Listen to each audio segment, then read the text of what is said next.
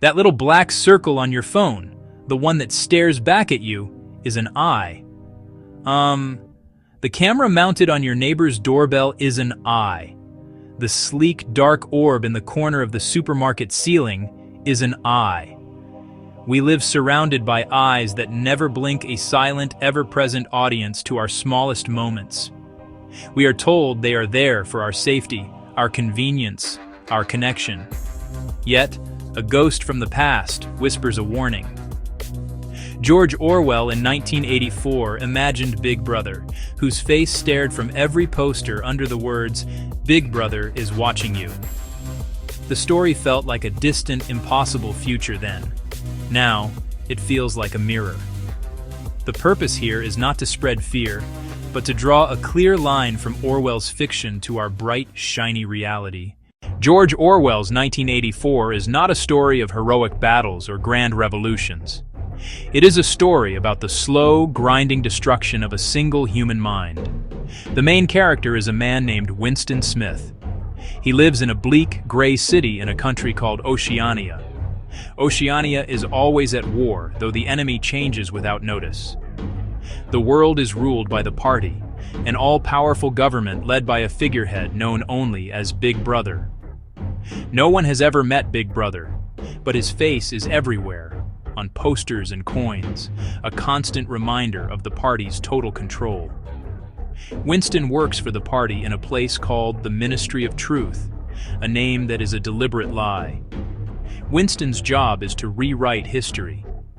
Day after day, he receives old newspaper articles and official records. He then changes them to match whatever the party says is true today. The old documents are dropped into a chute called a memory hole, where they are burned to ash. The past becomes whatever the party needs it to be. This control over history is matched by control over language. The party is creating a new language called Newspeak, designed to make rebellious thoughts impossible to express. Words like freedom are slowly stripped of their meaning until they are just empty sounds. Despite the danger, Winston feels a flicker of rebellion. He buys a diary and begins to write down his true thoughts, a crime the party calls thought crime. He knows that the thought police, a secret force that can seemingly read minds, will eventually find him. He also meets a young woman named Julia. She is bold and seems to follow the rules, but secretly she hates the party too. They begin a secret love affair, a deeply personal act of rebellion in a world where all loyalty belongs to the party. Their love is a private world they build for themselves, a small pocket of freedom away from the ever-watchful eyes of the telescreens, devices that both broadcast propaganda and watch everyone's every move. Here they are not simply punished, they are broken. Winston is tortured physically and mentally by a calm, intelligent party member named O'Brien. The goal is not to kill Winston, but to make him love the party. In the infamous Room 101, he is confronted with his greatest fear, rats, and in a moment of ultimate terror, he betrays Julia. The party has succeeded. When Winston is finally released, he is an empty shell. He meets Julia again, but they feel nothing for each other. He has learned to love Big Brother. Observation wasn't about catching criminals, it enforced absolute conformity. Knowing you could be seen or heard at any moment made you your own guard. The party didn't have to be everywhere, because fear was everywhere. Second warning, control of truth. Party slogans. Who controls the past controls the future. Who controls the present controls the past. Winston's job at the Ministry of Truth showed it in action. Rewriting historical records let the party prove it was always right. It could change allies into enemies overnight and erase evidence of mistakes. Objective reality collapsed. Truth became whatever the party said in that moment. Citizens practiced doublethink. The telescreen from 1984 is no longer fiction. We carry it in our pockets and call it a smartphone. It has a camera, it has a microphone, it has a location tracker. It knows who we talk to. It knows what we search for. It knows where we go. We use it to navigate our world. We use it to connect with loved ones. We use it to entertain ourselves. all while it gathers data about our every habit. The surveillance is not hidden. It is a feature. We agree to terms and conditions we never read. Granting apps permission to access our contacts, granting apps permission to access our photos, granting apps permission to access our messages.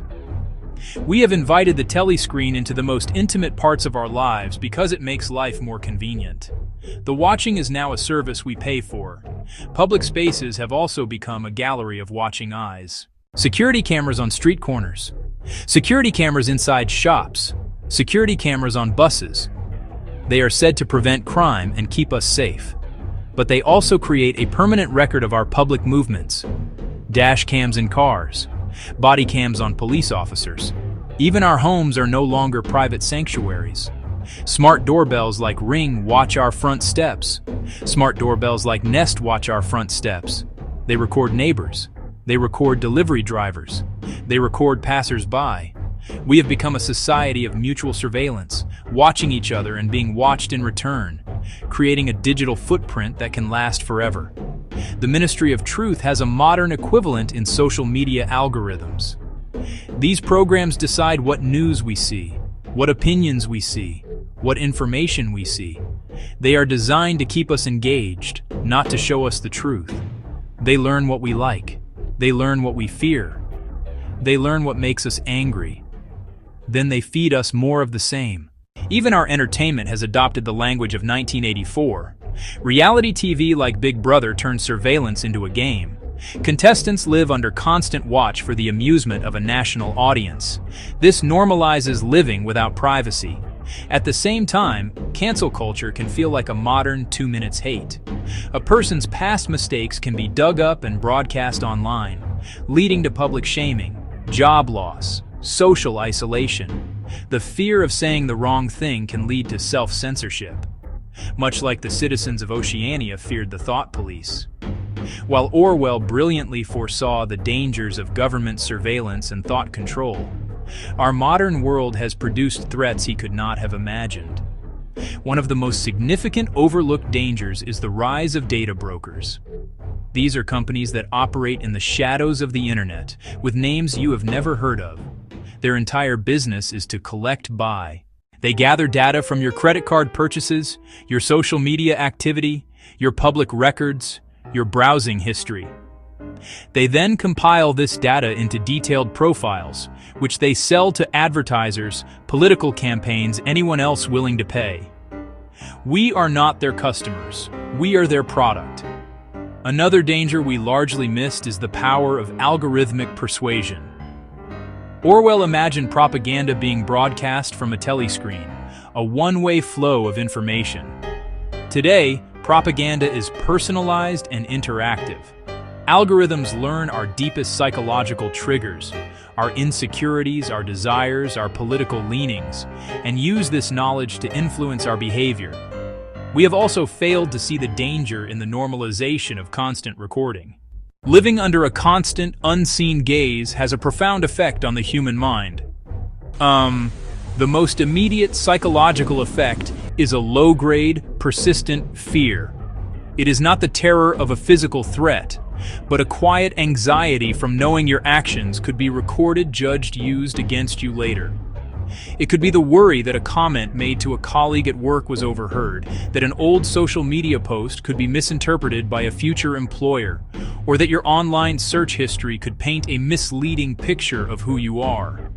This background hum of anxiety forces us to be constantly on guard, managing our public and digital personas with a level of care that can be mentally exhausting. This fear naturally leads to self-censorship. When we know we are being watched, we begin to police our own thoughts and words. We hesitate before posting a political opinion online. To live comfortably in our glass houses, we tell ourselves comforting stories.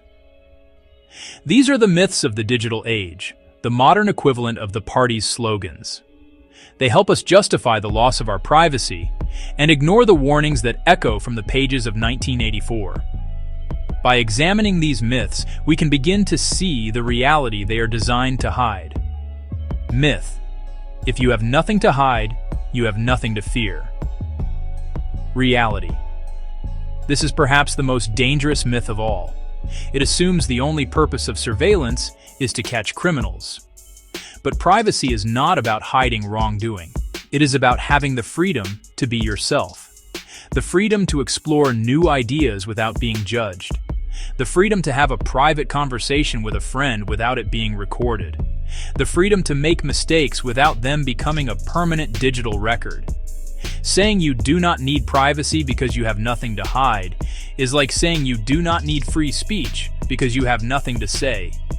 It surrenders a fundamental human right for everyone. Myth. Surveillance keeps us safe. Feeling powerless in the face of mass surveillance is a common and understandable reaction. The systems are vast and complex, and individual action can feel like a drop in the ocean. However, reclaiming our privacy is not an all-or-nothing battle. It is a series of small, conscious choices we can make every day. These practical steps are not about disappearing from the grid. They are about building small walls around our inner lives. These actions are small rebellions that, when practiced by many, can begin to shift the balance of power back toward the individual. First, take control of your digital devices. This is the most immediate and impactful action you can take. Go through the privacy settings on your smartphone. Go through the privacy settings on your social media accounts. Turn off location tracking for apps that do not need it. Deny apps permission to access your microphone. Deny apps permission to access your camera. Deny apps permission to access your contacts unless it is absolutely necessary for their function. Use a web browser that blocks trackers. Firefox, DuckDuckGo. Cover the camera on your laptop with a piece of tape. These are simple acts of digital hygiene, like washing your hands. Beyond the practical steps of managing our devices and data, there is a deeper, more personal form of resistance. It is the work of protecting the inner sanctum of the mind, the one place that should remain truly our own. In 1984, the party's goal was not just to control actions or speech, but to control thought. Thought crime was the greatest crime. Today, pressures to conform and algorithmic influence can feel like the same assault. Reclaiming this inner space is the most fundamental act of freedom. The first step in protecting your mind is to cultivate silence. Our world is filled with noise. Notifications from our phones, the endless social media scroll, and the 24-hour news cycle. This noise keeps us distracted and emotionally reactive. Find time each day to disconnect from it. Go for a walk without your phone. Sit in a room and just think. No screens. Read a physical book for depth and focus. George Orwell's 1984 was a warning, not a user manual. He showed us a world where the human spirit was crushed by total surveillance and the complete control of truth. Today we find ourselves living in a world that bears a chilling resemblance to his vision. But we have built this world ourselves. One app, one smart device, one social media post at a time. We have traded privacy for convenience, independent thought for digital connection. Telescreens are in our pockets, the ministry of truth is in our feeds, the thought police are in the quiet pressure to conform to online opinion. We still have the tools and the capacity for a small rebellion. It begins with the 3 simple actions we have discussed. The ultimate fight, however, is for the freedom of our own minds.